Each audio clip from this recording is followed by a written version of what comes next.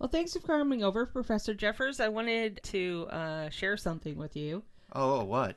I was at a fair. The fair was in honor of International Women's Day, and all of the vendors were local craftsmen who were all female. Oh, And there was something there that I just said, that is for Professor Jeffers. oh, really? It was just simply adorable. It's called a squat kid. Oh my God, that is so cute. I'm guessing it's supposed to look like a little baby Sasquatch or something. I mean, it kind of does. It's just, I love just him. saw it. I was just laughing a lot. Oh, But I mean, they had silly ones like, I mean, not that this is serious, but they had ones that had like little top hats and bow ties and stuff. But I went, I'm going to go for the most, I hate to say the word realistic, but but I was like, oh yeah, Professor Jeffers needs to see that. That is too cute. So that's why I invited you over. And and there's a question. So I thought while you were here, we would do that. Well, that is adorable. Well, let's go ahead and do the intro. Oh, okay.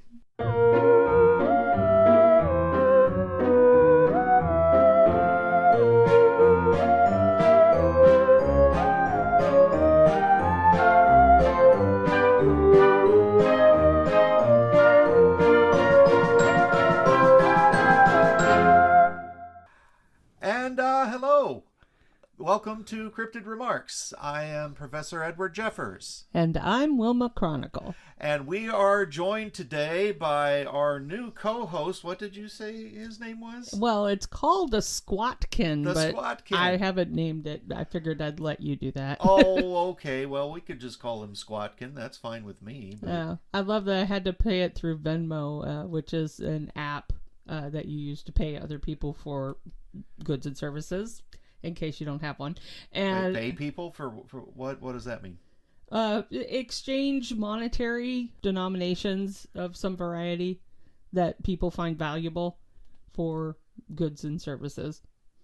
Don't put too much thought into it. Anyway. Okay. But when we'll talk about it off mic later. When you're using Venmo, you're required to put why you're using it. So I just put squat. That was funny. Anyway, that is funny. Anyway, totally unrelated to the Squatkin. We did have a question, and it's from somebody who was listening to, I think, episode 3. And who was it? It's Vicky. She has submitted a question before, and she said, I recently heard about the Dog Man and wondered what it is. Is it like a werewolf or something completely different? Oh, did we talk about that before? We kind of brushed on it when we were talking about plains cryptids. Oh, yeah, right. I think we spoke about jackalopes and other things in that episode, but you did briefly touch on dogmen. Oh, okay. Well, did I talk about the Michigan dogmen when that? I don't recall hitting on anything specific. And we did talk about several different types of dog-type creatures. Okay. But I don't think... Oh, right, because I mentioned the Wahila as well. Right. Mm-hmm. And direwolves. That was another one you'd mentioned. Well, that's the same thing. Oh, gotcha. Sorry. Go ahead. I'm a little surprised that Carl didn't reach out to me after I talked about him on... Carl? Yeah, that's the Michigan dogman's name. Carl. Yeah. Gotcha. Did I not say his name? I don't believe that we spoke specifically about any one dog man, so to speak. Okay, is the dog man a werewolf? I don't want to spoiler this too much, but I don't think so. Looking at dogmen and werewolves are often... Werewolves essentially are just people. Right, and we covered in episode 3 that a dog man can't change from a man to a dog. It's just a dog man. Right. It's a canine hominid. Right. Kind of like a Canis erectus, if you will, or something like that. Sure. They can walk on 2 feet and yeah. But they're not... Carl is from Michigan. Dogmen are not just in Michigan. In fact, they're kind of a global thing. There are canine hominid dogmen. They're dogmen. Yes. all over the world. Gotcha. And in fact, there is, let me see if I can find it here. There's a map that I saw when I was trying to find Carl at one point that, where is it? There we go. See, here's a map of America. It's on the, it's actually like North America. North America, yeah. Right. It's on a site called the North American Dogman Project, and it's a site that actually records sightings of dogmen. And there's no sightings in Mexico, which I find interesting. Well, I mean, if you Maybe it's scroll just too back, hot. I think these might just be ones from the United States and Canada, because I see one up here in Ontario and in Manitoba and Edmonton. But anyway, I haven't really looked into this group, so I don't know if they are just documenting sightings of dogmen or if they actively go after them or anything like that. I hope not. I did find this map when I was just looking around, and zoom in on Michigan here. You can see there's a number of them, but it seems like there's even more in neighboring Wisconsin of sightings of dogmen. Oh, okay. So, do you think it's because Canada, yeah, but I see there are some in like Florida. I was wondering if it was the cooler temperatures or sightings of a humanoid covered in fur. Well, I mean, look at dogs. Mm-hmm. They range from the Siberian Huskies and that sort of thing that really thrive on the really cold weather. Right. And in fact, if you were to take them to a warmer climate, they're miserable. Yeah. And then there's the nearly hairless dogs like Chihuahuas and stuff like that.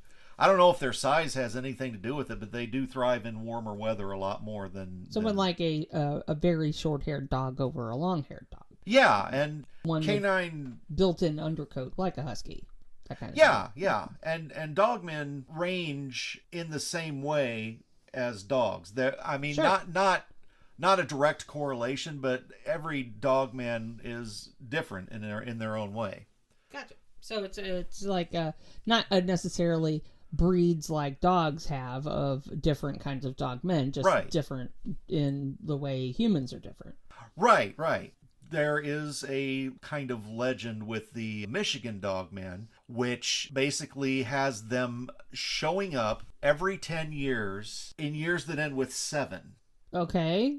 Any particular reason that anybody could think of? I don't know. I was a little surprised when I saw this, because I will tell you right now, I have seen Carl outside of years ending in 7. Maybe that's just when they all get together.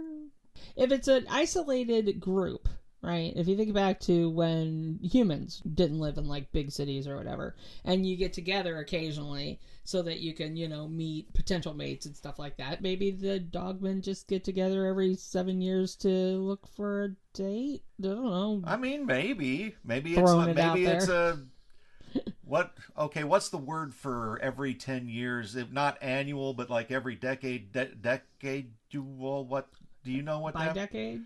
No, I don't know. If anybody like knows, let me know. Because bi-weekly can mean either twice a week or every other week. It's very weird. Yeah. Anyway, I mean, it could be just like a giant dance that they hold. Big old rendezvous. Yeah, just like a lot of like humans, like a lot of species, to be honest. Yeah. So the reason I bring that up, though, is that at least with the quote-unquote cursed werewolves, and there's a lot of different types of werewolves too. We can get into that in a minute. But the full moon thing, that has nothing to do with the dogmen. Okay, yeah, because again, they don't change. Right, and the full moon theory, actually goes back millennia to a guy named Gaius Petronus Arbiter. And he wrote the Satyricon. The Satyricon. I'm unfamiliar with that. Not read that? It's not important. Okay. Anyway, this guy, he was a hoot. I mean, he was Nero's fashion advisor. My, that's quite a title. Yeah, and I think he was one of the very first ones that tried to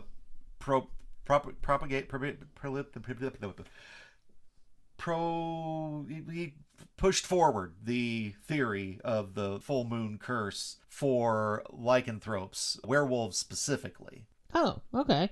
So before the The gentleman you're speaking of. What was his name? Sorry. Gaius Patronus Arbiter. Oh, yeah, before Mr. Arbiter, there were no werewolves, or that's just the first time that they linked werewolves with moons. That was the first time that the full moon theory was attached to them. And another individual from that time, Pliny the Elder, he tied werewolves to sacrifices to Zeus. Interesting. Well, Pliny the Elder I know very little of, but what I do know of him is very entertaining. I mean, looking back, yeah, you're not wrong. He had some pretty wild theories, but it was definitely a different time back then, and I really think he did a pretty good job with what he had to work with. Things were a lot different back in the first century than they are in the 21st. And that is undeniable. But yeah, the more you dig into old Pliny, the more you're like, not exactly sure the guy was firing on all 4 cylinders, if you know what I mean. Yeah, but I mean, he seemed like a decent guy. He tried to rescue people from the Vesuvius disaster back sure. in, when was that? I don't remember. But, he did what he could with what he had. Maybe a little misguided. I definitely think Jim Butcher did a much better job of describing werewolves in their various different forms in his documentary of Full Moon. Or no, not Full Moon. Fool Moon was the name of it, yes. I hate to throw this out there, but that is not a documentary. Now, wait, not that Mr. Butcher doesn't do his research, because they certainly are very, very entertaining books. And but that's a fictional story with perhaps non-fiction aspects to it, but it's definitely not. There's not a gentleman named Harry Dresden, so to speak. Wait, really? Yeah. But that, like I said, there's a lot of really interesting information in it. But yeah, you can't meet Harry Dresden. He doesn't exist.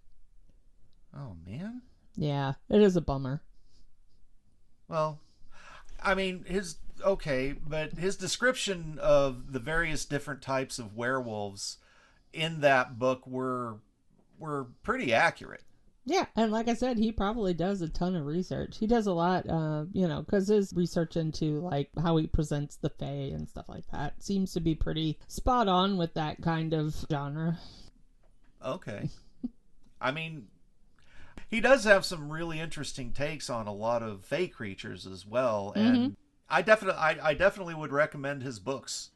Definitely. Whether they're, documentaries or novels is hardly relevant, but they are very entertaining. Yes.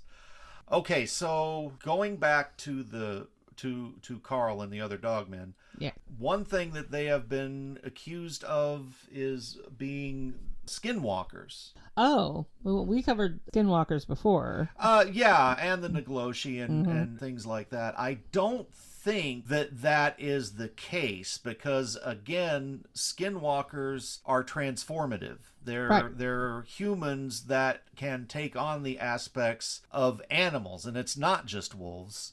So I kind of lean towards probably not on that. Sure, that makes sense. I mean, that they aren't Nagloshis or, whatever. But, so if a dogman is essentially a man and is not a werewolf, then what are werewolves? Werewolves are essentially either men or wolves, in some rare cases, that either innately had or have acquired the ability to shift from wolf to human form and back. So it's just something they can do on command rather than involuntarily. Right. That's why, say, for example, the Loup-Garou would be considered a werewolf because they are transformative. Okay. So what's a Loup-Garou? Oh, they're also called the Loup-Garou. The Loup-Garou specifically is usually found down in the Louisiana bayous, swamps, that area. Uh-huh. Not just Louisiana, but they're big in folklore down there. Mm-hmm. They also can transform. Theirs is not tied to the moon, though. Okay. They can transform at will. Okay.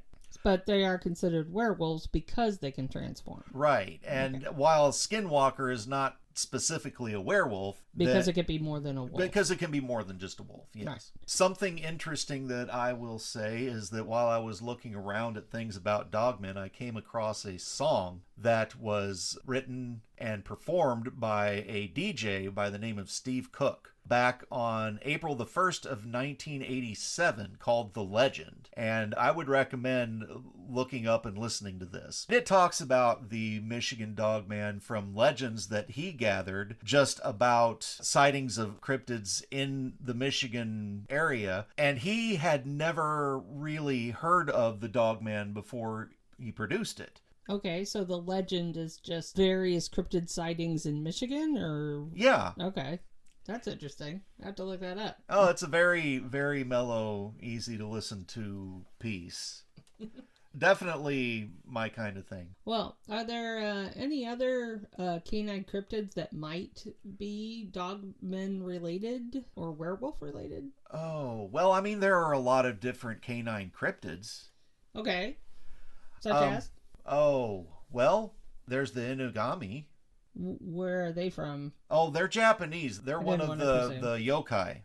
The yokai? What is a yokai? Well, it's kind of a grouping of supernatural or possibly spirit cryptids. They're in Japanese folklore. The more popular yokai is the kitsune. A lot of people know about the fox spirits. Oh, the ones that have like multiple tails? Yeah, gotcha. Those. So they're from that family, but they're a little bit darker. They have a mummified dog head, from what I understand, and are not dissimilar to familiars. Okay. In that they will be very subservient to a specific creature, usually a human, usually someone who is a magic practitioner. Oh, okay. So these particular cryptids aren't necessarily sentient. I'm using the wrong word here. Like intelligent, or they're more dog-like. I'm not really sure in the case of the Inugami. Okay. I mean, they're intelligent enough to be servitors to humans, but I don't know that they're hyper intelligent or beyond human intelligence. Right. So they're more like dogs than, say, dogmen are in the intelligence area. Yeah, gotcha. That makes sense. Okay. And we talked about, back in episode 3, the Wahila, the direwolves of Canada. Right, which you said also, I believe, that they were just more dogs than... They are more dog-like than human, yes. Right. And they're adorable. If you like wolves, you'd like Wahila, but don't cross them. They can be violent. And I assume that they aren't domesticated. No. Yeah. No. Good heavens, no. Right. Don't get a gray wolf as a pet. Don't get a dire wolf as a pet. Right. They are a lot nicer than the Barghest. The Barghest? Barghest.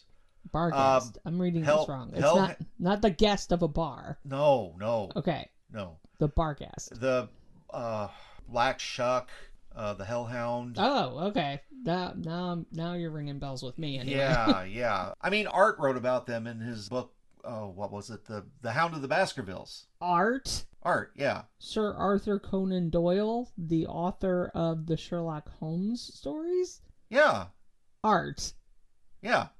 Okay. Once he learned the truth about fairies, he really kind of went whole into it. And, yes. And he knew his stuff when he wrote The Hound of the Baskervilles. And the Barghest is one of the few cryptids that I actually try to actively avoid. Well, I assume anything that's semi-labeled a hellhound is not something that you want to go up and pet. Oh, it's not that so much as the fact they terrorized musicians. Musicians? Yeah. Have you ever heard of a band called Led Zeppelin? LZ? Oh, yes! I take that as a yes. I love LZ. You know their song Black Dog, right? Yes. Okay, well, that name happened because when they were recording that song, a black dog just kind of out of nowhere showed up there and ran around for a while and then left. Nobody was hurt, fortunately. Were they recording out in the woods? No. Okay. I don't think. So they were in a recording studio recording a song. A black dog showed up, and then they created another song called Black Dog. No, that Black Dog was the song they were recording when the dog showed up. That's how it got the name. They nicknamed it that because of the dog, and then never changed it. Oh, okay, I see. So they nicknamed the song Black Dog because of the incident, and then just left it. Yeah, and the song has nothing to do with the dog, if you've heard it. No, that's fair. But yeah, and that there was no need for that. Well, don't crash someone's recording. That's rude. Well, I mean, how do they know what kind of dog it was? I mean, it could have just been a beagle. Oh no, that was a bar guest. How do they know it was a bar guest? Oh, I know. Uh-huh. I know. Sure. Okay. Are there any other instances of dog-type creatures that are cryptids? What? Cryptid dog creatures? Oh, right. There's a number of them. Do you remember a few episodes back I was talking about cryptidophilia? Yes. Yes. I do remember that. Well, they have a whole section dedicated to canine cryptids, which if you have even more interest in canine cryptids, I would definitely recommend. They have a bit up about the Michigan Dogman and the Loup-Garou, Wahila, and even Black Shuck. They have a bit about Shukana Warakin, who lives in Montana, and the Beast of Bray Road, who makes his home in Wisconsin, and a few other ones. I definitely would recommend checking it out. And that's spelled CRYPTIDOPHILIA.com. We can link that over in on Discord, can we not? Probably. I don't see why not. Well, we might even be able to put it in the description. Yeah. I'll have to talk to our web guru about that. That's fair. Also need to put up a picture of the Squatkin. Oh, yes. He's so adorable. I love this guy. He needs a name. Oh. Anyway. So cute, though. Yeah, definitely. Anyway, so we got, Wahila. Was there anything else that you wanted to mention about them? You said that we've talked about them before. I mean, there's not really that much to say. There's legends of them not being able to be harmed by humans or human weapons. Stories about them eating humans and their livestock. Stuff like that. Just standard stuff. Nothing big. Okay, so maybe not Dogman, but more just dog cryptid at this point? Oh, yeah, that definitely wasn't Dogman. Okay. Alright, well, is there anything else you could think of? Dogman or dog cryptid or humanoid dog-like person? Well, I mean, there's dozens of them, but I don't want to run too long on this. Well, maybe we'll come back on it if somebody else has a question about if there's interest in it or interest in any specific canine cryptid or otherwise. I mean, there's a rich bounty of feline cryptids as well, but that's another episode. Indeed. So if you have any questions that you'd like Professor Jeffers to answer, feel free to drop those on all our socials. We are on Discord. That's where we kind of started. We do have Blue Sky now, and I don't think I mentioned last time, but it's profedjeffers.bluesky.social is our Blue Sky. So we're Cryptid Remarks everywhere else, though. Yes, on Facebook, that's where we are. Instagram. And we're now on YouTube. We are on YouTube now. I've got a couple of episodes up. A couple of the ones before you got the black stick microphone here that seems to work a lot better than the one we had before. Indeed. Unfortunately, the first couple of episodes were very weird. I mean, sound-wise. I listened back to them, and I didn't think they were that bad. But They were just, I mean, they weren't as easy to listen to as some of the new ones. You're not wrong there. So it sounded like we were talking into a can. It was very weird. Yeah, but I'll start putting the old episodes up there, and if you're listening on YouTube, I've heard that it's law now or something that you have to say that you should like and subscribe. I think those are guidelines rather than actual rules. Oh. Yeah, I don't know. Yeah. I don't understand a lot of these like, subscribe. things. I don't. I'll do all the social media things you should do, I guess. Yeah, right. And I guess that's it for this time. All right. Well, everybody, submit your questions, and we'll see you next time. You've been listening to Cryptid Remarks. The part of Professor Edward Jeffers was played by Jeffrey Morton. The part of Wilma Chronicle was played by Kimberly Morton. All music was written by Reuben Fansler. Sound editing by Jeffrey Morton and Reuben Fansler. Our web guru is Aaron Milosic. If you have any questions you would like us to cover, contact us at cryptidremarks@gmail.com or link to our Discord through cryptidremarks.com. Thank you for listening. And don't worry, I probably don't exist either.